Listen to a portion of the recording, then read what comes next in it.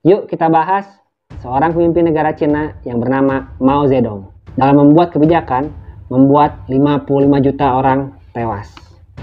Ini bermula dari kebijakan Mao Zedong pada tahun 1958, yaitu The Great Leap Forward atau lompatan jauh ke depan. Programnya sebenarnya banyak, John, tapi yang kita bahas yang penting-pentingnya aja ya. Salah satunya adalah larangan kepemilikan lahan pribadi. Jadi, pada tahun 1998, pemerintah menyita tanah dari para tuan tanah, lalu membagikannya secara merata pada para petani.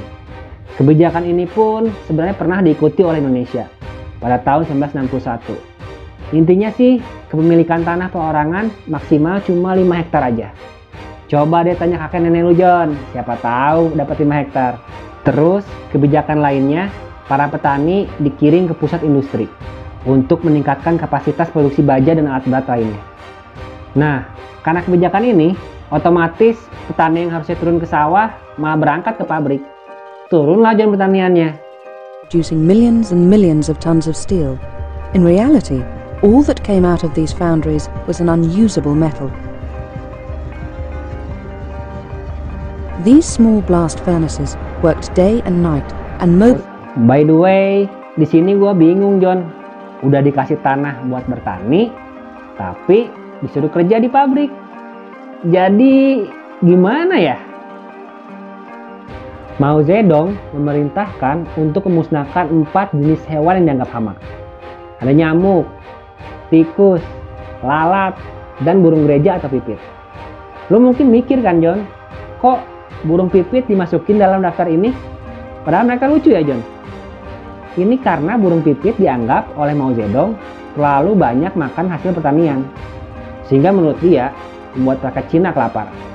Akhirnya rakyat Cina diperintahkan untuk memusnahkan para burung pipit.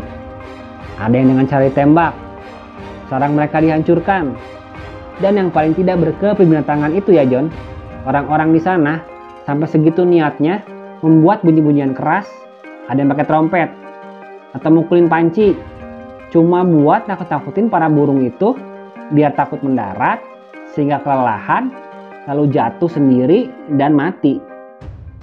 Bahkan diperkirakan 2 miliaran burung pipit mati.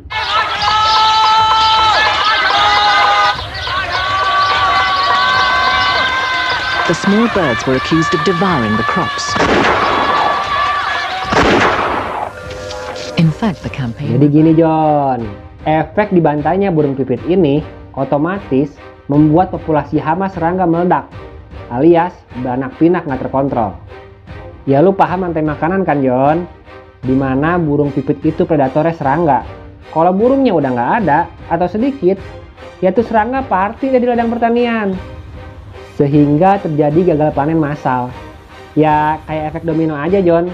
Burung pipit dibantai, serangga party, rakyat mati, kelaparan. 妹子咋死的啊？你妹子我死了吗？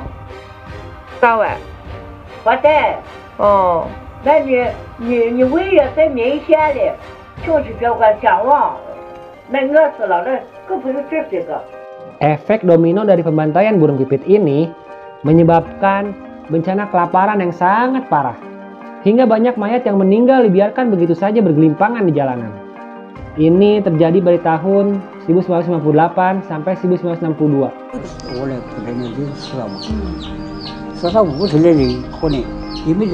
Saking kelaparannya rakyat Cina saat itu, sampai terjadi praktek kanibalisme. Bahkan, ada dokumen yang menyatakan ada seorang lelaki yang menggali kuburan istrinya sendiri untuk dimakan. Dan yang paling gila, ada orang yang masih hidup udah disiapin katelnya buat dimasak dan dimakan rame-rame bersama keluarganya. Gila nggak tuh?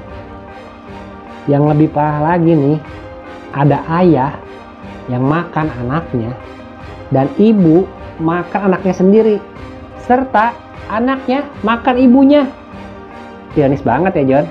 家里自己吃，就是母亲死了，跟女儿说，我什么都没有，我身上没有肉，只有心脏还有点肉。你死了，我死了，可以把我的心脏吃掉。他死了以后，女儿就把他心脏吃掉了。他女儿后来也被别人吃掉了。 Dan akhirnya 2 tahun kemudian, pada tahun 1960, Mao Zedong menyadarinya dan mengeluarkan burung pipit dari daftar hama yang harus dibunuh. Tapi semua itu udah terlambat, John. Penyesalan memang datang belakangan.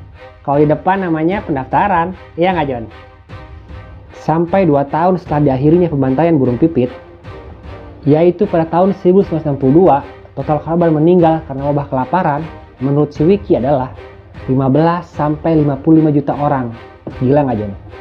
Hidup jangan lupa bersyukur ya, John. Wallahu alam. Semoga kejadian ini tidak akan pernah terulang lagi di bagian sisi manapun bumi. Thank you yang udah nonton. Jangan lupa like and subscribe.